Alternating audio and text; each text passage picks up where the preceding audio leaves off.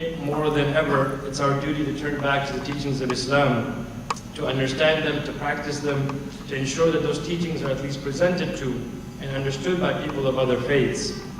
Much progress has been made in this regard, but there is one area that has been lacking, one to which much more diligent attention must be given, an area which by the will of Allah has become the cornerstone of events which have unfolded thus far in the 21st century, and that is social justice, and indeed justice in general. At the individual level, one could say that oppression, essentially, is the absence of justice, and at the group and societal level, wholesale, systematic oppression targeting a particular race, ethnicity, a religion, a socioeconomic status, is the absence of social justice. Islamic teachings, as we know, are comprehensive, timeless, and universal, but due to our own inaction, these teachings are, for the most part, unknown, and therefore when we speak about a topic such as social justice, we appear to the listeners to be saying something strange, something to which they cannot immediately connect.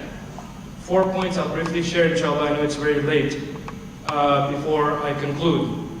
The first is that we must appreciate the fact that inclining towards justice, inclining towards a just situation, is a part of fitrah. And this is an example that I'll give, inshallah, from the sayings of the Prophet ﷺ. The second is that to understand well the societal and geopolitical context in which we are discussing and the imagination of the people with whom we are talking about the Islamic view on social justice. The third is to avoid moral relativism. And the fourth is to articulate the Islamic principles that define social justice. And if I don't get to the last one, inshallah, I think the teachers will do a much better job at doing that, and I'll be able to rest. The first point is that this notion of fitrah. The Prophet ﷺ has said that every child is born in a state of fitrah, a pure state. And therefore, if you're connected, for those who are in college or in high school, you essentially begin in Islam with a 4.0. You're born with a 4.0, and then it's up to you to lose that point average in life. In other religions, you're born with a 0.0, and then it is up to you to make it up to a 3 or a 4 if you can ever get to that stage. When I say fitrah, and I speak of children and specifically about justice, we are saying that the American population, people of other faith, who are trying to understand Islam, who are talking, and when we talk about social justice, we should have a sincere hope in our hearts that some element of fitrah, this pure state, still remains in them.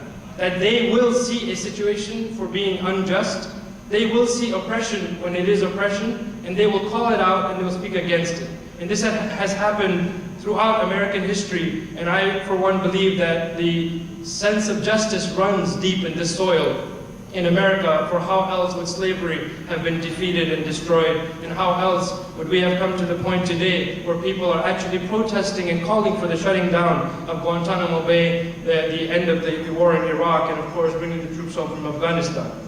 What do I say? What do I mean when I say children and inclining towards justice? If you think about this, I have 2 boys, 6 and 2. SubhanAllah, when you hear them crying, they have needs that are unmet. When you hear them crying, sometimes it's physical pain, if they've bumped their toes on something. Other times it's emotional pain.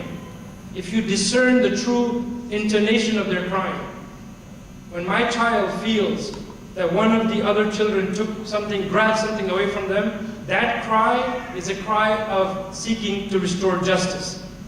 That cry is different than the cry whereby he is forcing himself to cry to get attention. There are no tears, he knows it, I know it, there's no pain, nothing happened, he just wants attention. But that true, high-pitched cry, when something of injustice has occurred in his little world, and then justice is restored so easily for them. If they bump their toe on a table, you walk up as a parent and you say to the table, "Don't hit my baby," and the baby smiles. Why is that? Don't hurt my baby. The table doesn't understand. The child doesn't realize the table doesn't understand. But the sense of restoring justice is from within. So if we see a sign of hopelessness in American society, much of the policies of this last 8 years that have really wreaked havoc and destruction in the realm of social justice, we should look back on this internal inclination towards, from fitrah, that Allah has blessed people with, and that indeed, inshallah, that with the help and the blessings of Allah subhanahu wa ta'ala, they will return to the sense of seeking social justice, and it will be a result of the prophetic saying about fitrah.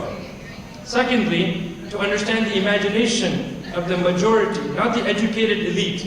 Often as Muslims we make a very blatant error in attempting to address America as if America is the elite, the educated elite. We need to turn our attention to not only every single American of another faith, but specifically those who are not in, let's say, in the educated elite, but as the campaigns have discovered, are like Joe the plumber. And they're just out doing their own business and going about life, meeting you at the bus stop, meeting you in the grocery stores. These are the people to whom the critical mass of our attention must be turned, for it is they who will understand, inshallah, and appreciate what we're talking about. When we speak of justice, of oppression, of injustice, all of these things, Muslims often speak in our imagination. The film that's often running is one about at the macro level. It's not the micro level. It's about human rights, it's about democracy, it's about dictatorships, it's about despots and regimes. To the average American of another faith, this notion of a sense of justice is often immediate in their lives. It's in their neighborhood. It's the sense of being robbed one day. It's a sense of peace and security, that who will protect the vulnerable, the homeless, the people who need healthcare, the 40 million who are without healthcare, the education system. The idea of trying to protect and preserve these things, this to an average American of another faith is indeed sometimes the priority of justice. Not the film that's often running in our head, and even we have co-opted the notion of social justice, so that even the indigenous Muslims in America often have to speak about social justice in the terms of some international issue, and it's rarely about a domestic issue. So the imagination is warped on both ends. What we are calling for is to look at the worldview of the average person, and therefore their perception and their understanding of justice, and we understand that it's often shaped by nothing more than what is immediately before them, in the form of man-made laws, and indeed a man-made justice system that in sometimes has actually overturned the balance of justice because of hatred, because of bigotry, because of racism and prejudice, whereby justice has actually been denied and totally missing from the system of justice. Without spiritual guidance or a sophisticated understanding of justice, often the restoration of this sense of justice comes at great expense, and sometimes literally at the loss of life and property. In the late 20th and 21st century have seen the rise of what many scholars are now calling, Robert Kagan in an article in Foreign Affairs has said, an American self-righteousness. This sense that America knows it all, that America is the superpower, the lone superpower, the remaining superpower, to be able to restore justice everywhere. Our mistake cannot be, as people of faith, that we replace American self-righteousness with Muslim self-righteousness. This cannot be the path that we follow, because claiming superiority, or even that we have all the solutions, we do. We believe that. We believe that the Quran and the Sunnah of the Prophet ﷺ, along with the ijtihad of the scholars, does complete the system. But until and unless we have a system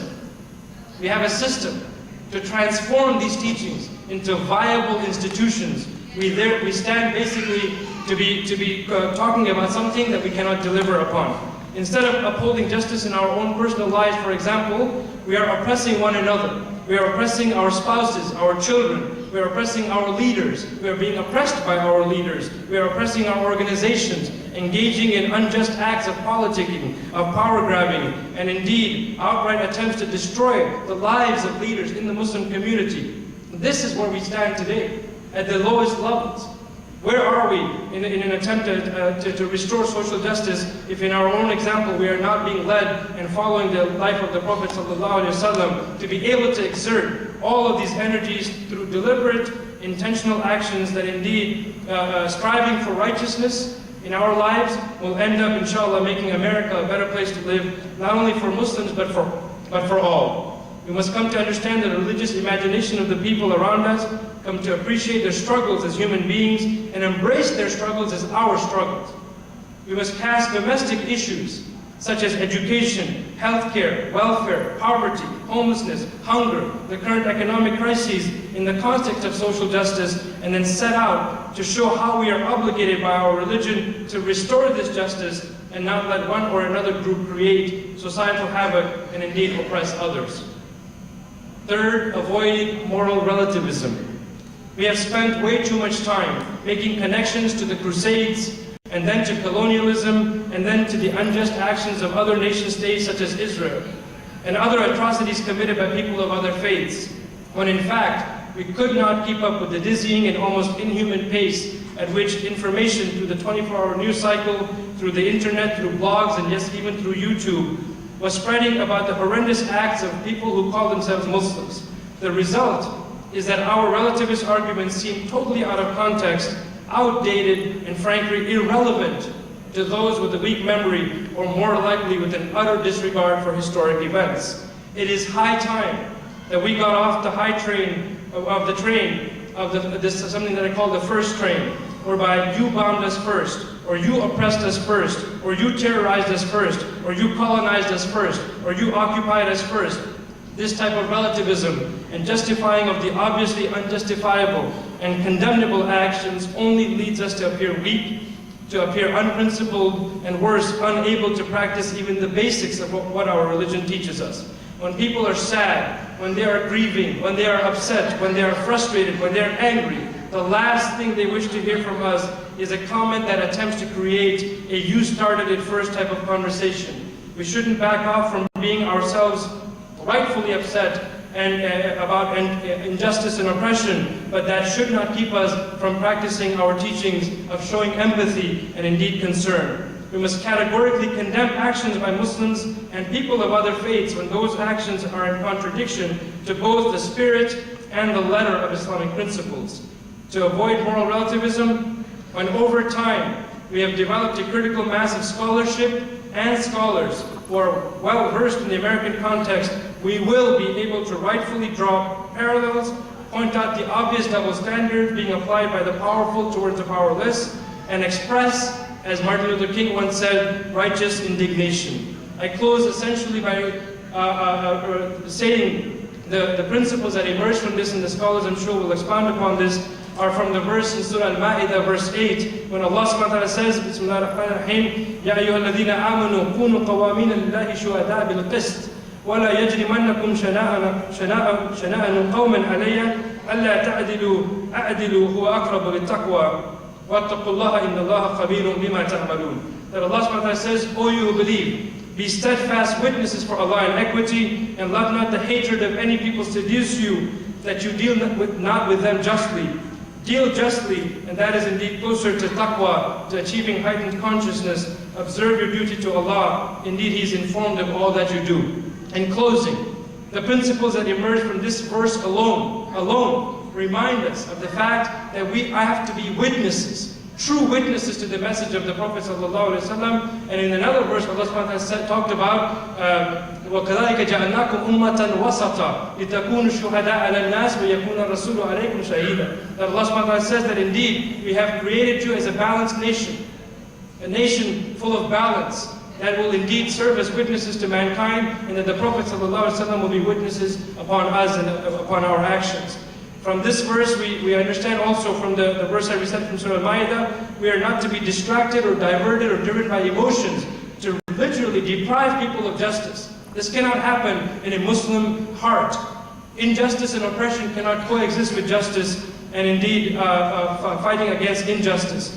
We have to be able to be conscious of our duty to Allah, and indeed do what He Himself has said in a Hadith Qudsi, narrated in Imam al-Nawawi in the 40 Hadith, where Abu Dhar al-Ghifari radiallahu anhum narrated from the Prophet ﷺ that indeed Allah subhanahu wa ta'ala said, Ya ibadi, inni haramtu dhulma ala nafsi. That Allah is saying, O my servant, I have indeed made it unlawful. I have made oppression unlawful upon myself.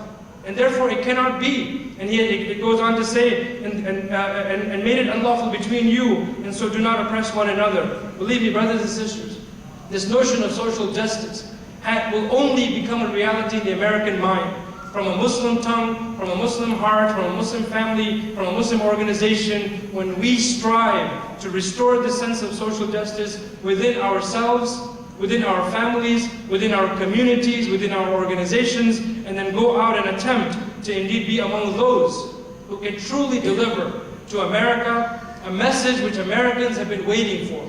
They want to see that we are not a spineless, weak people that exist in America. They may start to like us. They may start to like us, but I don't want them to like us out of fear that they may lose the next election if they start to upset the Muslims. That is not the kind of people that I want to be, that is not how I want to be perceived by America.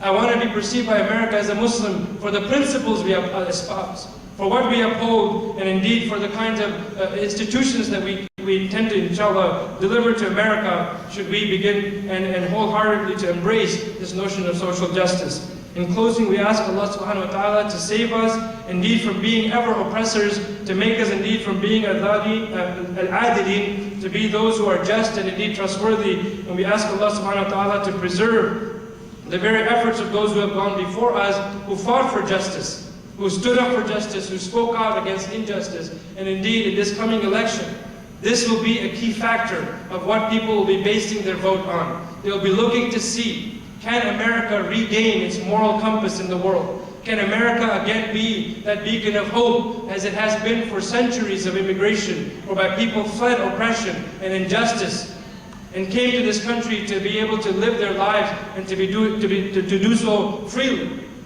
If we are not that beacon of light as Muslims, there's little hope for people to stand up indeed and to preserve that sense of social justice. Wa jazakumullahu khairan. Assalamu alaikum.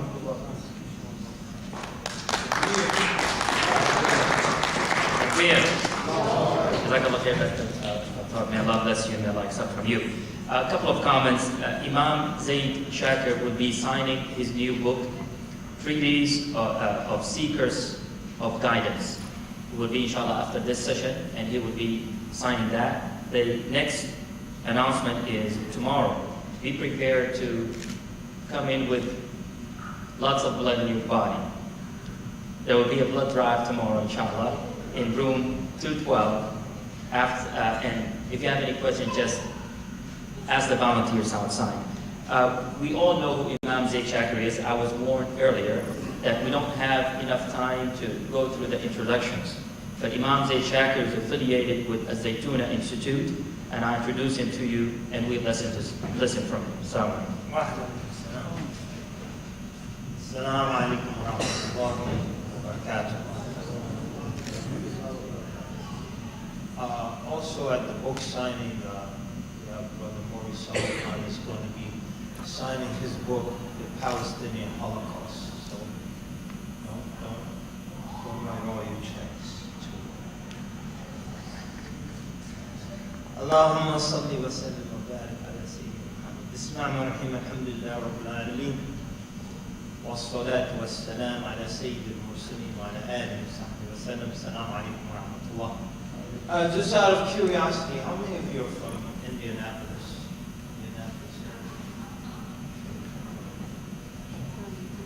Maybe 30 you guys?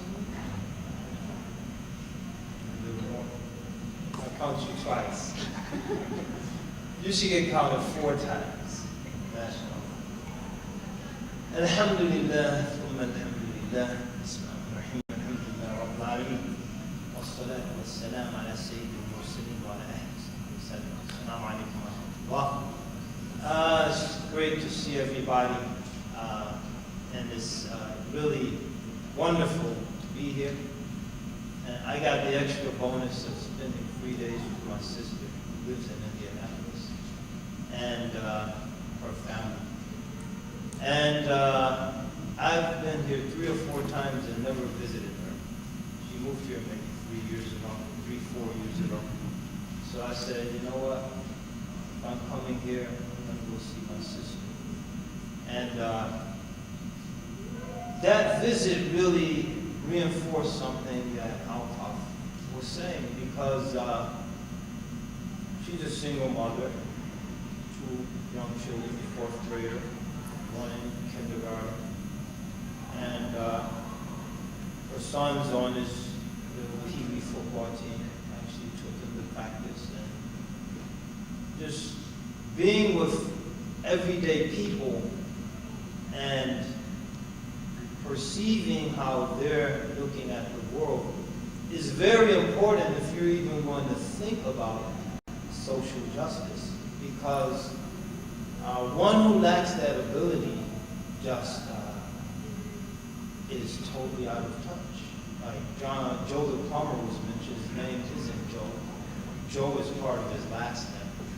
So it should be Tom the plumber. But Tom the plumber makes about $40,000 a year. He's not licensed, as people are learning. And the point is, when someone's out of touch, it's easy to pick someone up and assume you know their reality. That, oh, he wants to buy his company. He's in no position to buy anything. And his company that he might aspire to buy has an annual income of about $100,000. Which means what? It wouldn't be affected by anybody's taxation program to begin with. And I said anybody, I didn't mention a specific candidate. But the whole point is, when you're out of touch with people's realities, you think you're onto something, but in reality you're onto nothing. You think you have insight into how people are living and their everyday struggles and challenges. You have absolutely no insight. And as your lack of insight becomes increasingly obvious, you become irrelevant for people. It doesn't matter what race, what political party, you become irrelevant. And really, for a lot of the major Islamic organizations, and I'm generalizing, we, and I'm saying we, have become irrelevant even for a lot of Muslims. And that's why they don't come. Because what we're talking about and how we're framing issues and these kinds of solutions we're presenting have no relevance for their lives. So we really have to endeavor to get in touch with the people if we're going to remain relevant. And when you're not relevant, people vote with their feet. And we might see how irrelevant some elements within our political system have become on November 4th. I don't want to talk about all of that because it's late and you get depressed. So what I wanted to talk about, there was a session that was canceled, the Ultimate Journey, Looking Within. That was the MENA session. How come the MENA sessions always get canceled? The sister's like, yeah, right. Yeah, I'm in MENA. Why did the MENA sessions get canceled? We're supposed to be the future and all that. Okay. Anyway, so I wanted to bring together that session with this one, the social justice and the inner journey, because there's an integral relationship between the two, and that relationship is that the ability to be sensitive to what's going on in the world around us and the ability to respond with compassion is a function of our level of spiritual development. The ability to be motivated to hold on to our religion as an end in and of itself, to even look beyond the fact that there's a greater end that could be served in terms of serving others, that just to preserve and to hold on to this religion is a goal in and of itself, and is a laudable goal, because if we can pass this on to future generations, we enhance their ability to have the spiritual, the intellectual, the human fiber, if you will, to do something meaningful for the people that they will share, whose lives they will share. So it's very important for us to make that journey. And it's very important for us to be in touch with metaphysical realities as strongly as we are in touch with physical realities. Because it's the former that gives us the power to meaningfully influence the latter. So it's essential for us to understand that. And this is foundational. If you reflect on the fact, Allah Ta'ala mentions in one verse, كل نفس ذائقة الموت وإنما توفون أجوركم يوم القيامة فمن زحزح عن النار وأدخل الجنة فقد فاز وما الحياة الدنيا إلا متاع الغرور. That every soul will taste or experience death, and then you will be given your recompense in full on the day of resurrection. Therefore, one who is pulled back from hell and entered into paradise, that's the successful one. And what is the life of this world except a deceptive enjoyment? So we have to endeavor not to be deceived by this world, and not to get our priorities skewed, not to put the cart in front of the horse, as they say, and to understand how foundational our spiritual development and maturity is. Now, there's a similar verse that mentions the life of this world that we want to touch on very quickly. Allah Ta'ala mentions, يَا أَيُّهَا الَّذِينَ آمَنُوا هَلْ أَدُلُّكُمْ عَلَى تِجَارَةٍ تُنْجِيكُمْ مِنْ عَذَابٍ أَلِيمٍ تُؤْمِنُونَ بِاللَّهِ وَرَسُولِهِ وَتُجَاهِدُونَ فِي سَبِيلِ اللَّهِ بِأَمْوَالِكُمْ وَأَنفُسِكُمْ ذَلِكُمْ خَيْرٌ لَكُمْ إِن كُنتُمْ تَعْلَمُونَ يَغْفِرْ لَكُمْ ذُنُوبَكُمْ وَيُدْخِلْكُم جَنَّاتٍ يغفر لكم ذنوبكم يدخلكم جنات تجري من تحتها الأنهار ومساكن طيبة في جنة العدن ذلك الفوز العظيم وأخرى تحبونها نصر من الله وفتح قريب وبشر المؤمنين.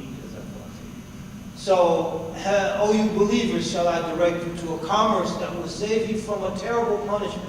Believe in Allah and His Messenger and strive in the way of Allah with your wealth and with your lives, your persons. That is best for you if you but knew. For that your sins will be forgiven, and you'll be entered into gardens beneath which rivers flow, mansions, beautiful mansions, to dwell therein forever. So that's the foundation. That is the big goal. If we are able to solve all of the world's problems, if we are able to institute a realm of justice in this world, but we do it through lying, we do it through treachery, we do it in ways that cause even ourselves to forget about our own salvation, what good is it? What good is it? So, after mentioning that, what does Allah Ta'ala say? وَأُخْرَى تُحِبُّونَهَا. أُخْرَى تُحِبُّونَهَا. So after you've attained these other worldly goals, or after you've done everything in your power to attain these goals, then there's something else. Something secondary. أُخْرَى. Something else. تُحِبُّونَهَا. That all of you would love نَصْرٌ مِّنَ اللَّهِ وَفَتْحٌ قَرِيبٌ وَبَشِّرِ الْمُؤْمِنِينَ. A worldly goal. So after mentioning the other world, يغفر لكم ذنوبكم ويدخلكم جنات عدن تجري من تحتها الأنهار ومساكن طيبة في جنة عدن ذلك فوز عظيم. So all of that's of the world. The sins being forgiven. That will benefit us in the next world. The gardens beneath which rivers flow. That will be something in the next world. The beautiful mansions and gardens of Eden. That will be in the next world. But Islam doesn't neglect this world. So Allah Ta'ala then tells us, وَأُخْرَى تُحِبُّونَهَا. Something else all of you would love. That's relevant for this world. So the something else, the additional, the extra, the icing on the cake, is relative to this world. Nasrun min Allah, the help of Allah, wa fathun qarib, and a speedy victory for Bashir al-Mu'mineen. Give glad tidings to believers. Because this is something that should bring life and joy and hope to the believers. So it's very important to have that foundation in place. The second point we wanted to make that's related and will lead, inshallah, to the issue of social justice is that we should not, we were talking about this earlier from another perspective, we should not allow the enemies of Islam to define our worldview by putting such a negative image of the Muslim world, so that we believe or start to come to think every Muslim over there is a terrorist or prone to terrorism, which is not hardly the case. That there's nothing positive happening in the Muslim world to give hope to humanity. That's not the case. There's a lot of positive developments in the Muslim world.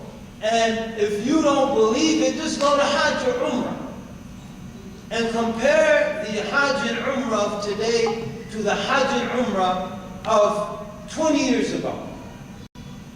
It was total anarchy. Now you go, people are educated. The young people are trying to enforce order. They're reading their dua books. They're trying to perform the Hajj according to the proper guidance and not just moving as an undisciplined mob from one place to another. And you see a higher and higher percentage of young people. Right or wrong? This is happening. This is positive.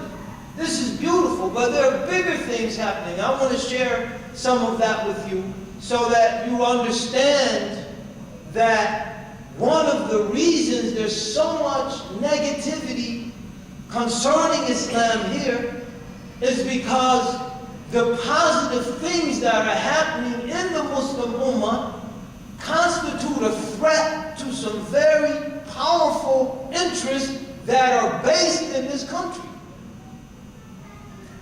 So I'm going to read a couple things very quickly. I was talking about this book, Rogue Economics, earlier today.